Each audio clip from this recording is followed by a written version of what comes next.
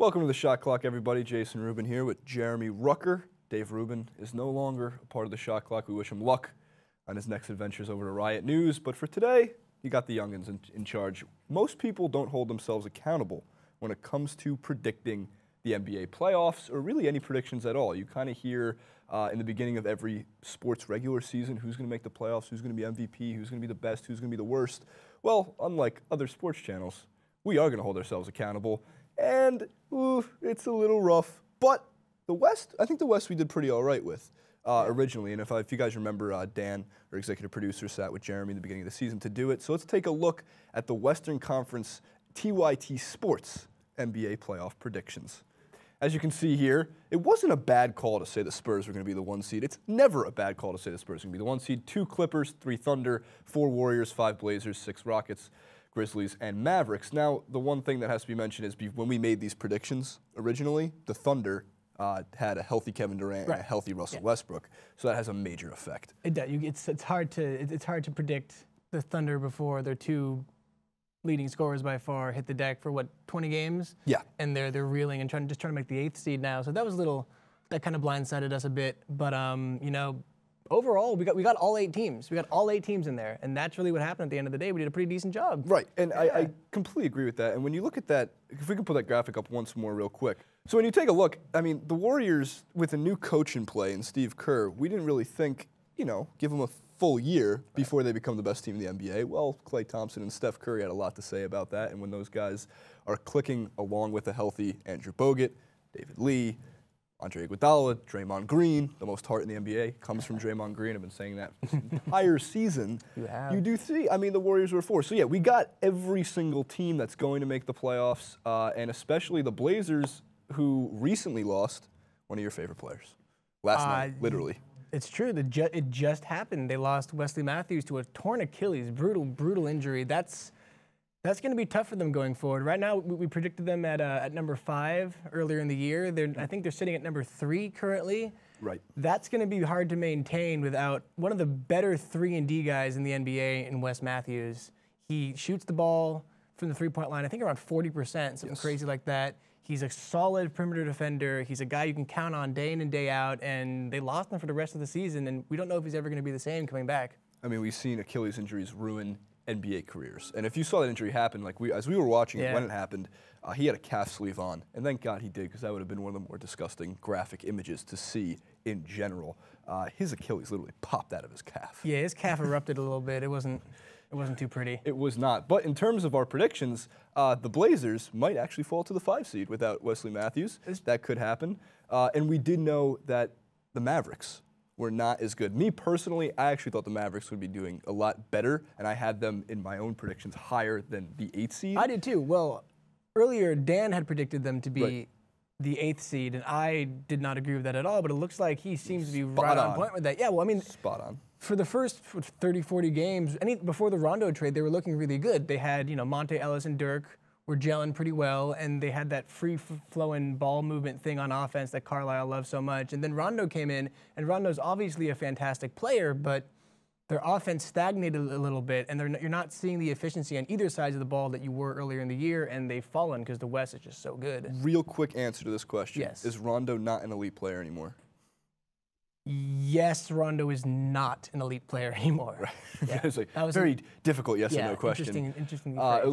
Interesting way to phrase it. So yeah, Rondo has obviously fallen off, and his shooting is still so atrocious. And he's got a team with, you got Dirk, one of the greatest shooters in the NBA, and one of the greatest shooters of all time. Right. And you got Chandler Parsons, and you got now an Amari Stoudemire playing on the bench where he should be, because he can only play 15 to 20 minutes a game. Right. That team is stacked. It's got all the talent to win. It's just, again, I look at Rick Carlisle's offense. I really like Rick Carlisle. I think he's a very classy coach. But when you see how they spread the floor compared to, let's say, the Blazers, who do change it up a lot and make it I wouldn't say, they come in, it seems like, with a different game plan for every game, whereas the Mavericks seem like they have the stagnant same offense every single game, day in, day out. And you can't pin all of that on Rondo. No. I see the same thing. But you bring in a Rondo to change that dynamic. And it's hard when you have a ball-dominant point guard who can't really do much off the ball because he can't shoot at all. So that ball movement that made them so deadly earlier in the season is gone now when you have Rondo kind of holding the ball and stagnating the offense, even though he's one of the better passing point guards in the league. Right. Agreed. All right, so real quick, Jeremy, who do you have in the Western Conference Finals as of today? New predictions. New predictions, including all the injuries, including whatever just happened. The Warriors are really hard to count out. I think it would be naive for me to not include the Warriors in the Western Conference Finals. And I know I put them earlier in the year. I put the Grizzlies as the 8th seed. I'm eating my words. The Memphis Grizzlies are for real. And if they can stay healthy, they're getting to the Western Conference Finals as well. Their missing piece was explosive offense. Jeff Green has provided that 4th, 5th option that they need. They don't need him to score a lot like the Celtics needed him to. He's a good athletic wing player. He can finish at the rim, and he provides that spark that I think might push him over the edge in this tough Western Conference. Yeah, the Jeff Green sweepstakes was for trade deadline this year obviously paid off, and the Grizzlies getting someone like Jeff Green, huge addition. Right. Also, Mike Conley, who we were both concerned about in the beginning of this season, as can he string together 5 consecutive games of good, competent basketball? Well, he has done that and has emerged as one of the better point guards in the NBA amongst the 15 amazing point guards that are in the NBA. So as for myself, and I can't believe I'm saying this, but the Houston Rockets, I think, are going to make the Western Conference Finals. And I do not like the Houston Rockets, but that doesn't mean my objective opinion towards them. They are a good basketball team.